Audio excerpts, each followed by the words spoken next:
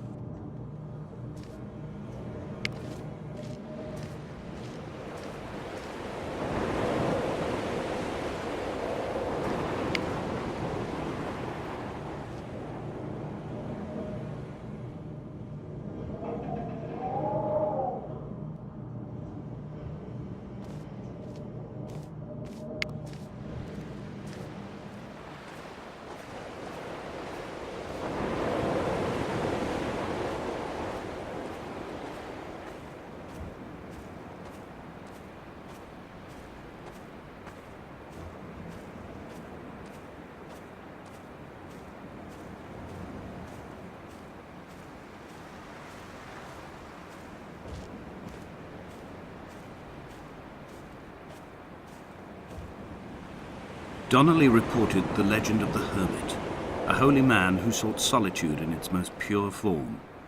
Allegedly, he rode here from the mainland in a boat without a bottom, so all the creatures of the sea could rise at night to converse with him.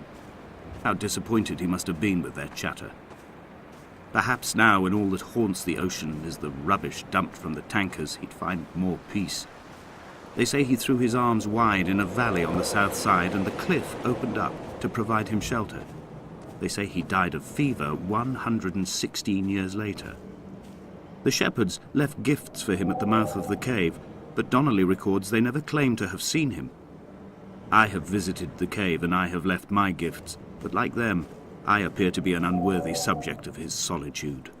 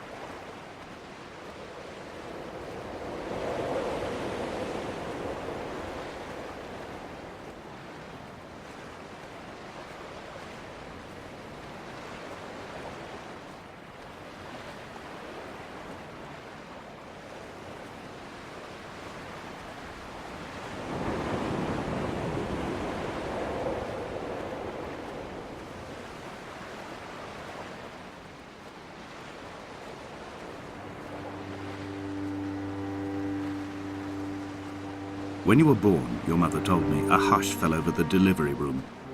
A great red birthmark covered the left side of your face. No one knew what to say, so you cried to fill the vacuum. I always admired you for that you cried to fill whatever vacuum you found. I began to manufacture vacuums just to enable you to deploy your talent. The birthmark faded by the time you were 6 and had gone completely by the time we met, but your fascination with the empty and its cure remained.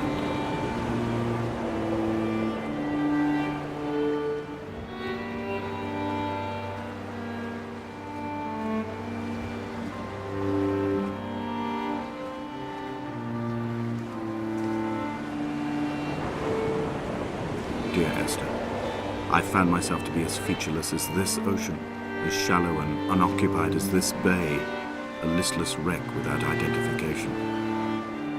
My rocks are these bones, and a careful fence to keep the precipice at bay. Shot through me caves, my forehead a mount. This aerial will transmit into me so. All overexposed, the nervous system, where Donnelly's boots and yours and mine still trample.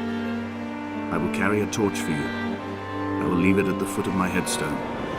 You will need it for the tunnels that carry me under.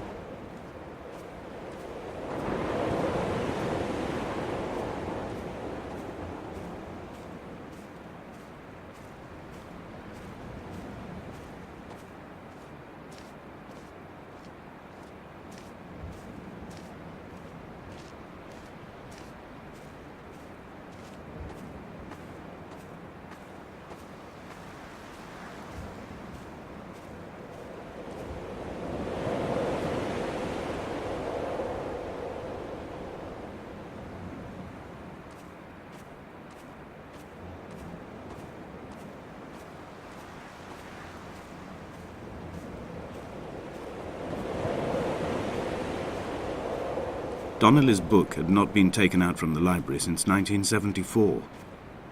I decided it would never be missed as I slipped it under my coat and avoided the librarian's gaze on the way out. If the subject matter is obscure, the writer's literary style is even more so. It is not the text of a stable or trustworthy reporter. Perhaps it is fitting that my only companion in these last days should be a stolen book written by a dying man.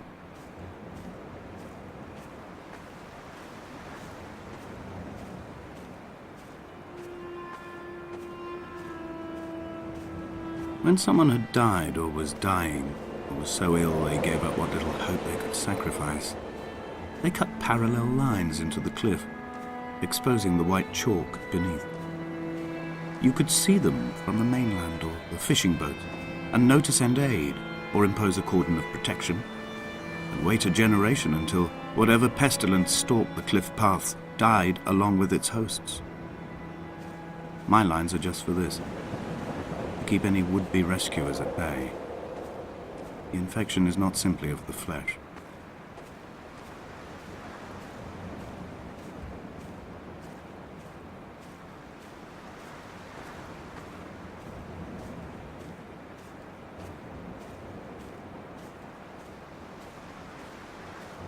I quote directly, a motley lot with little to recommend.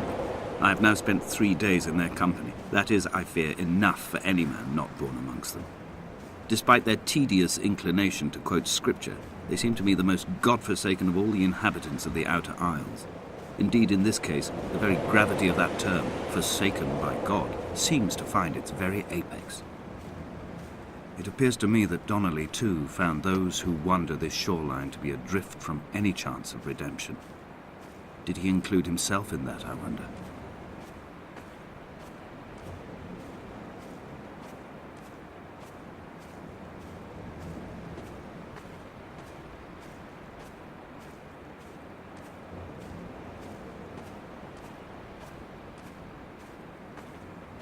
Dear Esther, I met Paul. I made my own little pilgrimage. My Damascus, a small semi-detached on the outskirts of Wolverhampton. We drank coffee in his kitchen and tried to connect to one another. Although he knew I hadn't come in search of an apology, reason or retribution, he still spiraled in panic, thrown high and lucid by his own dented bonnet. Responsibility had made him old.